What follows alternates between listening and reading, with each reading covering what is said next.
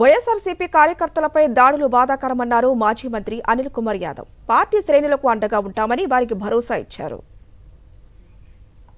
వాళ్ళకి అన్ని రకాలుగా కూడా ఏదైతే వాళ్ళ కూటమికి ఇచ్చిన మ్యాండేటు, ప్రజలకు ఇచ్చిన హామీలు అన్నీ కూడా నెరవేర్చాలని కోరుకుంటాం. తప్పకుండా కూడా ప్రజాక్షేత్రంలో వాస్తవమే ప్రజలు మాకు పెద్ద ఎత్తున ఒక భారీ మ్యాండేట్ ఇచ్చారు. మా తప్పొప్పులు ఏదన్నా ఉన్నా కూడా తప్పకుండా సరిదిద్దుకుంటాం.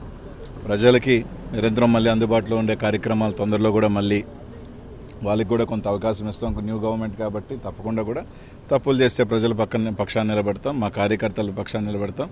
ఈ రోజు కూడా జగన్మోహన్ రెడ్డి గారు ఒంటరిగా పోటీ చేసినా కూడా 40% ఓట్ షేరు ఈరోజు జగన్మోహన్ రెడ్డి గారు సాధించుకోగలిగారు. సీట్లు రాకపోయినప్పుడు కూడా దాదాపు 40% ఓట్ షేర్తో ఈరోజు జగన్మోహన్ రెడ్డి గారు ఉన్నారు. మళ్ళీ బౌన్స్ బ్యాక్ అవుతాం, ప్రజల పక్షాన్ని నిలబడతామని చెప్పి తెలియజేస్తూ ఉన్నాం. తప్పకుండా ఏ దానికైనా కూడా ఏం చేసినా కూడా సిద్ధంగా కూడా ఉంటాం. రాజకీయాల్లోకి వచ్చిన తర్వాత ఏ నిర్ణయం తీసుకున్నా ఏ దానికి చేసినా కూడా కట్టుబడి ఉంటేనే కదా రాజకీయాల్లోకి వస్తాం. నిజమే, మా వల్ల పొరపాట్లు లేకపోతే మేము అధికారంలో ఉన్నప్పుడు కొన్ని మా రకరకాల వల్ల మేము ఓటమి చెందొచ్చు. తప్పు ఓటమి చెందినంత మాత్రాన దాన్ని సరిదిద్దుకొని మళ్ళీ వెళ్తాం.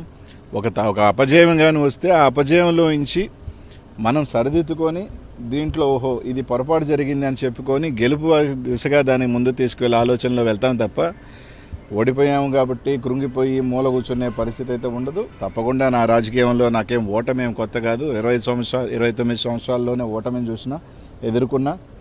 దాడులు దయచేసి ఈరోజు వాళ్ళకి మ్యాండేట్ ఇచ్చారు. ఈరోజు ఆ రోజుల్ని చూస్తున్నాం. పల్నాడులో ఏ విధంగా దాడులు చేస్తున్నారు, ఏ విధంగా ఊర్ల మీద పడి చేస్తున్నారు. వాళ్ళు ఆలోచన చేసుకోవాలా. వాళ్ళే చెప్పారు మేము దాడులు చేసాం కాబట్టి మేము అధికారం కోల్పోయాము రకరకాలండి. ఇప్పుడు వాళ్ళు చేస్తున్నారు. వాళ్ళ భాష తీరు మార్చుకోకపోతే వాళ్ళు కూడా 2029లో తప్పకుండా కూడా కూర్చుంటారు. అదేం ఇబ్బంది ఏం లేదు. మా భాషలు బాగాలేను అన్నప్పుడు మమ్మల్ని అన్నప్పుడు వాళ్ళు ఈరోజు మాట్లాడే భాషలు కూడా తప్పకుండా ఉంటాయి. కాబట్టి తప్పకుండా ఎవరు యాడికి ఏమి వెళ్ళిపోం. పోయినసారి మాకు మ్యాండేట్ ఇచ్చారు, ఈసారి వాళ్ళకి మ్యాండేట్ ఇచ్చారు, రేపు మళ్ళీ మాకు మ్యాండేట్ ఇస్తారు.